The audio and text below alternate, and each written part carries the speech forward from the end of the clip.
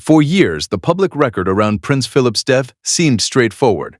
Buckingham Palace said he died peacefully at Windsor Castle, and his death certificate later listed the cause as old age. Now, a new royal biography is putting a very different detail back into the conversation, claiming the Duke of Edinburgh privately lived with inoperable pancreatic cancer for nearly 8 years before his death. On March 30th, 2006, Prince Philip was back in headlines after royal historian Hugo Vickers' upcoming book, Queen Elizabeth II, was reported to include that claim, along with new details about his final years and final hours. Before we go further, please subscribe, like, and share to support Starline Daily for more celebrity updates and trending entertainment news. The publisher lists the book for release on April 9, 2026. What matters most here is the difference between what is officially confirmed and what the new book alleges.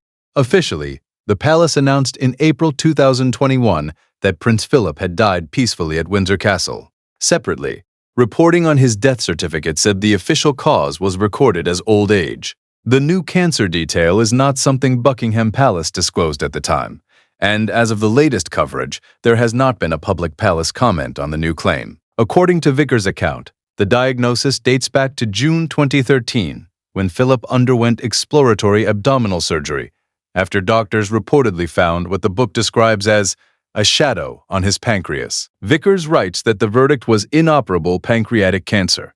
That is a major claim, but it is still a claim from a biography, not an officially released medical confirmation.